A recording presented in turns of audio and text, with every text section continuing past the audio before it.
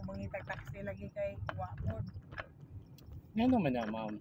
Kaya mangita ka kung wala gani. Kana po. Kaya naman na, ano yun na. Pila yung kung mga kuhan ka na ganing nangita kag pasahero kay wakay pasahero, wala kay makita. Sa dihang na nakay pasahero, daga nagmamara. Kana lang. Ana timing sa panahon. Nga naman na. Panahon. Ay, panahon lang guys. Lahat ay may panahon. May panahon. Ano na siya? Ang Ginoo rin nakabaluhan na. Siya na gito na. Smile lang ta. Kung Para- ipit ka ron, sige lang. Kasi sa unahan din nakaipit.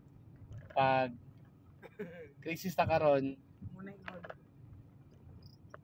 Pag crisis ka ron, bisin sa unahan, okay na. basig ugma, musamot pa ka krisis.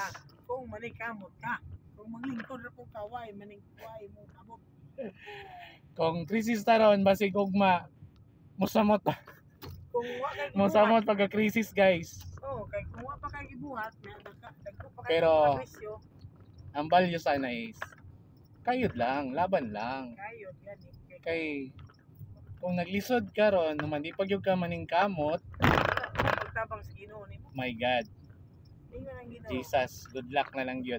Ingon ang Ginoo. Ingon ko sa inyo na sa Bible, lihok daw kay tabangan ko ikaw. Wow, verse to Bible verse. Kung pagtabang sa Ginoo kung ikaw naglingkod na. Gani po niya naman na Ingon nga, asa man akong swerte? Si swerte mo sa may gibuhat nimo. Tama. Nga ato man naging buhaton. Yes. May tama si ma'am. Gani. Mga ginapulan, lingkod na lang. Ang word of the day. Kayod tao para tabangan tika. Guys, kayod lang yun, laban lang yun sa buhay. Kahit ano pang mga pinagdadaanan mo ngayon sa buhay, laban lang talaga. Pagsubok lamang yan. Wow, pagsubok lamang lang yan. Pagsubok lamang yan. Unang si Ma, mag-shopping lang sa Sharon ha, walang sa ikuan ha, kalma lang ang tanan. Kay si Ma, mag-shopping lang sa, kay Burag. Tira ko sa Okay.